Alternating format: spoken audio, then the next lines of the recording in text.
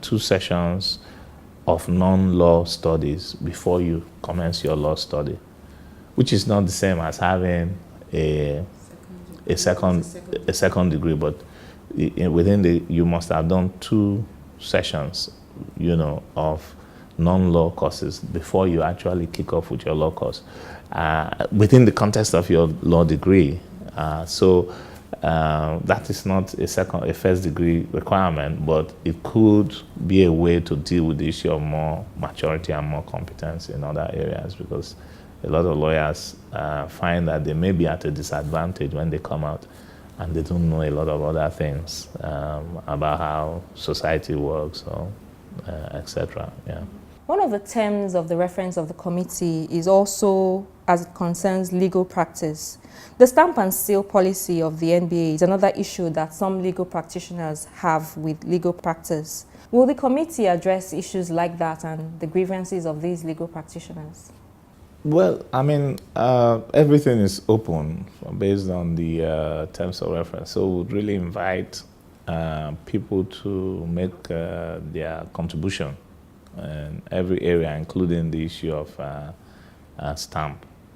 However, proper regulation requires that there should be a means of determining those who are qualified to practice. And then there should be a means of excluding those who are not qualified to practice. So within an overall framework of trying to guarantee competence and ethics in the way practice is conducted, any instrument or any rule or any idea that can ensure, one, that only those who are qualified to practice actually do practice, and that those who practice have the required knowledge and character to practice should be encouraged. So I think within that context, I guess the committee would also evaluate the stamp system and see whether it adequately meets all that is required, or whether it needs to be further reviewed or reformed. How is the committee doing its work to ensure that it meets the deadline of April 30th, which has been set for it? We have been doing a lot of work, and we'll be having our first plenary session, an inauguration, on the 24th of January, which is next week, Tuesday. But meanwhile, we've been working at the secretarial level and also together with all members. And we've been able to produce a work plan which would guarantee that we meet the deadline. We've scheduled all our work. We've broken up into subcommittees already, and they're already working as I'm speaking with you.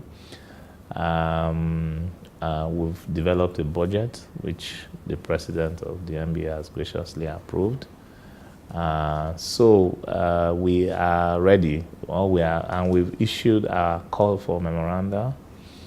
It has been published in 3 newspapers. We have also sent our call for memoranda to the judiciary, to the law faculties, law school, Council of Legal Education, all branches of MBA, and it's been issued to all lawyers as well through the portal of MBA. So we have developed a stakeholder engagement plan. We'll be making visits to key stakeholders such as the acting CJN, Senate President, Speaker of the House, and we hope to even have town hall meetings with lawyers, try to attend some of the MBA Bar Association meetings and make presentations, sensitize them so that they can participate. We want to get feedback from people. Don't just have an idea and keep the idea with you in the house or in your head. It's of no use there. It's a battle of ideas. Bring your ideas, let all the ideas bounce. The good ideas will rise to the top. So we encourage every lawyer to, and the public incidentally also. Why the public? Because legal services are actually provided to the public, and the public input is very important. And in fact, part of what we will do is to try and set objectives for the regulation of law and legal profession. And I think that protecting the public will be part of those objectives, most likely. Will the work of the committee look at what obtains in other jurisdictions, and the members, do they have experiences that will be brought to bear on this work? Thank you very much for that question. Yes, the committee intends to, after reviewing our own existing regulatory environment, compare what we have found with international best practice, and then pick the ones that we think will be relevant to us in developing a new regulatory framework for lawyers.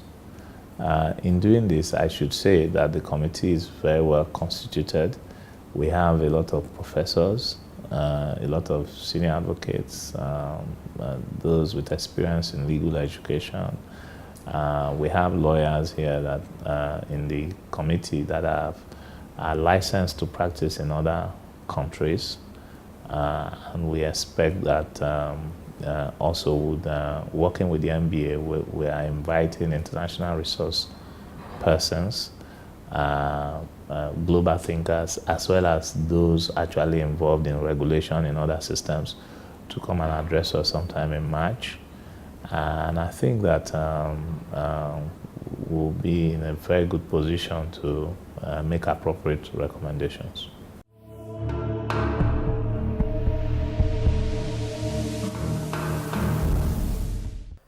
The committee has 23 members with varied expertise and diverse experience, which Mr. Edigbe believes will be brought to bear on their work. But the chairman wants the cooperation of all lawyers in achieving its stated objectives.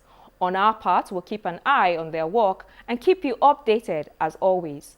But still to come on the program, updates on some of the top legal stories that will keep the courts occupied in 2017.